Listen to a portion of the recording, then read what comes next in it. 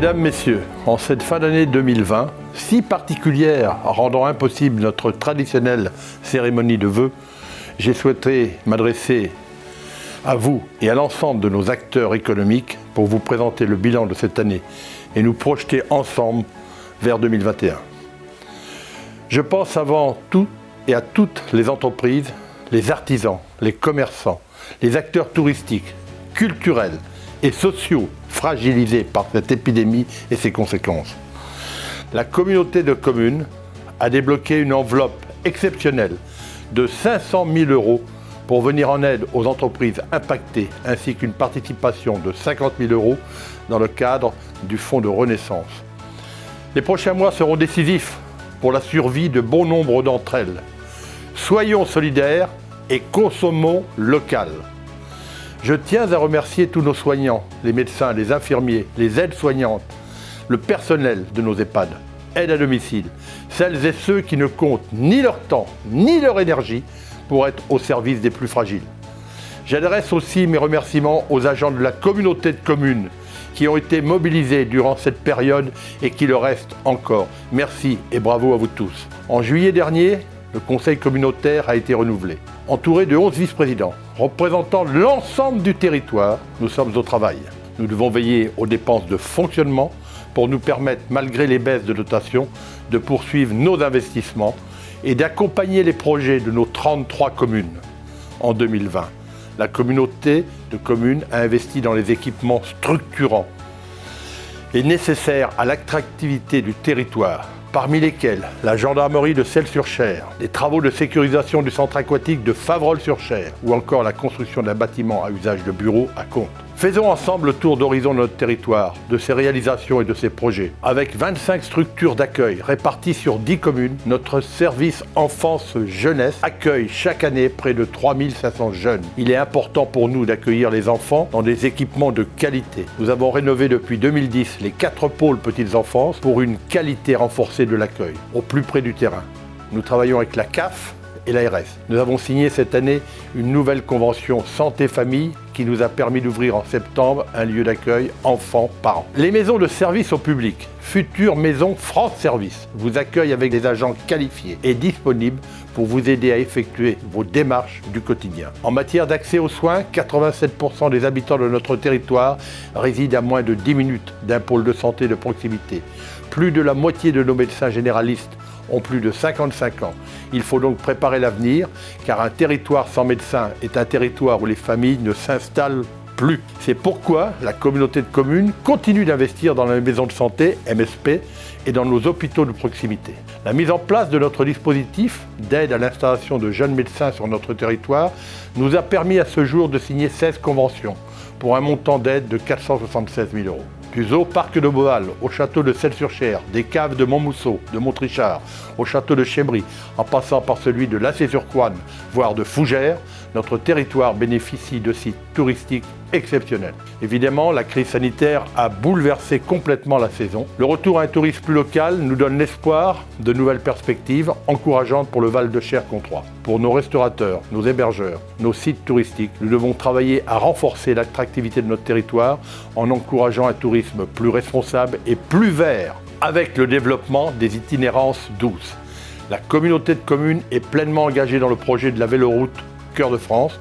Nous sommes convaincus, l'ensemble des élus, que le vélo participera au rayonnement de notre territoire communautaire. De nombreuses manifestations rythment la vie du territoire grâce à l'engagement des communes et d'associations dynamiques et créatives et des élus locaux. Une partie de la programmation 2020 a pu être maintenue. Plus que jamais, nous soutiendrons en 2021 les manifestations culturelles, notamment au travers du projet artistique et culturel de territoire PAC, en partenariat avec la région Centre-Val de Loire.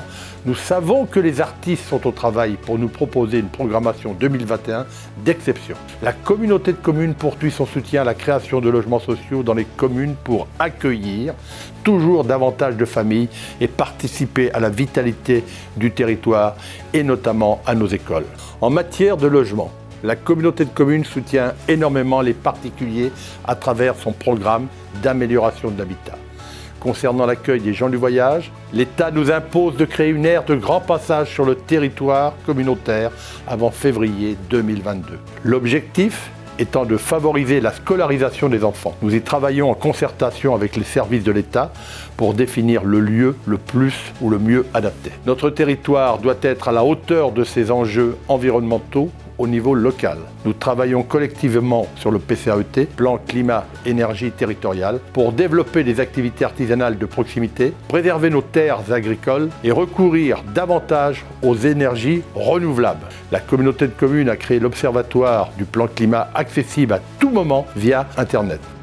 La communauté concentre à elle seule 40% des salariés agricoles de Loir-et-Cher. Pour pérenniser cette activité économique essentielle, il faut favoriser une alimentation de proximité. Les circuits courts permettent de mieux rémunérer nos agriculteurs, nos éleveurs, nos maraîchers, de réduire le bilan carbone et à chacun de mieux manger. Consommer local, c'est un pari gagnant pour tout le monde.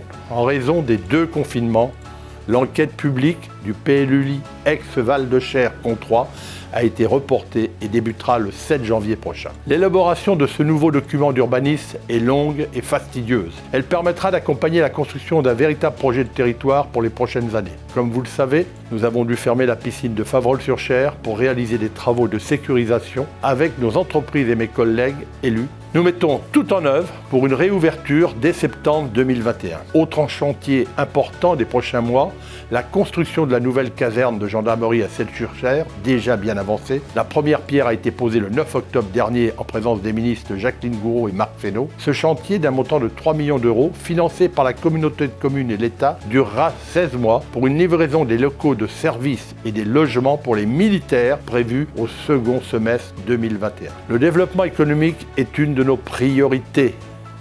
Créer des emplois, les pérenniser, c'est sauver demain nos petits commerces et nos écoles rurales. C'est maintenir l'attractivité de notre territoire. C'est enfin préparer l'avenir.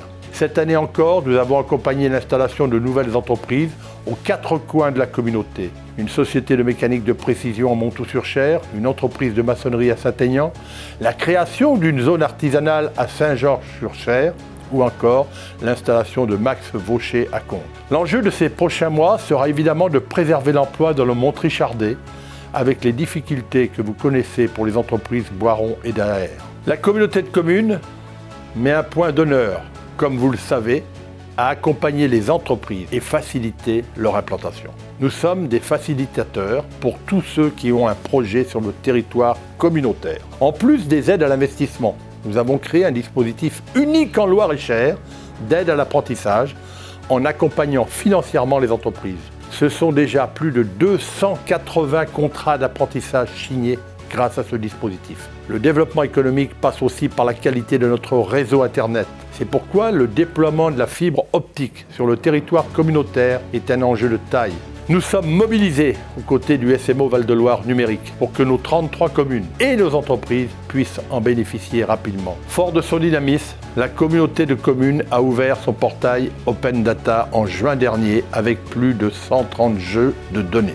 Vous y trouverez l'annuaire des entreprises, les circuits de randonnée, les délibérations du conseil communautaire ou encore les informations des professionnels de santé. Il est important que chaque habitant puisse avoir accès à toutes ces informations en toute transparence. En cette période, j'ai une pensée particulière pour celles et ceux qui connaissent des moments difficiles et pour toutes celles et ceux qui ne pourront pas être avec leur famille pour cette fête de fin d'année. À chacun d'entre vous, je souhaite que cette nouvelle année vous apporte du courage, de l'espoir, confiance en l'avenir. Je vous souhaite une bonne année en remerciant une nouvelle fois l'ensemble des élus qui m'accompagnent, des vice-présidents qui font un excellent travail et des salariés de cette communauté présents et dévoués à la cause communautaire. Merci.